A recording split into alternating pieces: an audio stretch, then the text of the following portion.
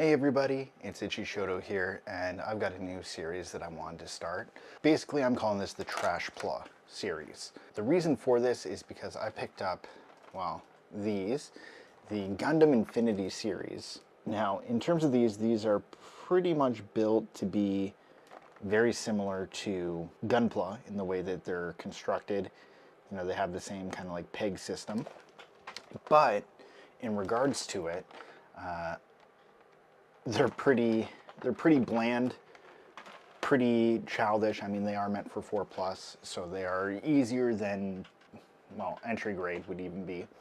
So I figured, why don't we take these and we'll see about getting them customized. So the way that we're going to do it is we're going to start off with my least favorite, which is the RX-0 Unicorn Gundam. Figured we could just take our Tamiya panel lines and color it up. Now, in terms of this, I am thinking that for our Astray, we will take this one and we will try actually repainting it. So we'll see if any of our actual setup for it is any good. I just found these at Dollarama in Canada, and they were like $5 a piece. If anybody knows where to get more of these, I would be more than happy to do a complete series doing them.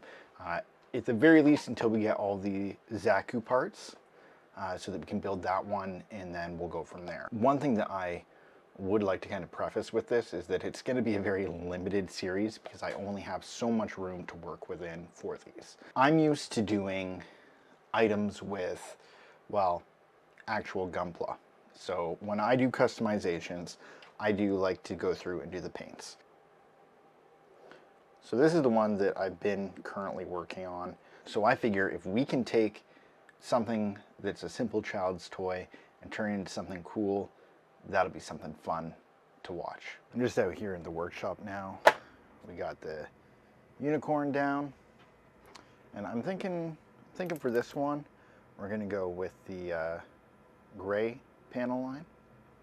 So I find when I'm doing Gundams that are white, like on the white portions, it makes it show up a little bit better. Like, it's not quite as dark of an accent. Okay, so it looks like got our beam saber,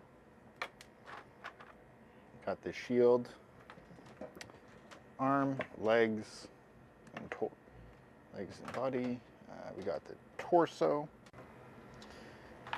and lastly we've got the gun here.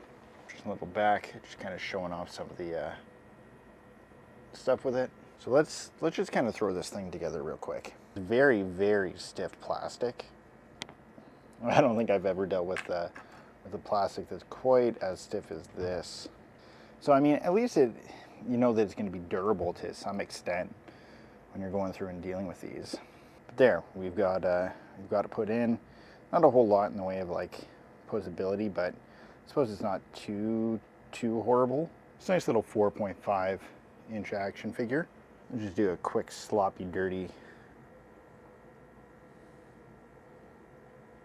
run over on this.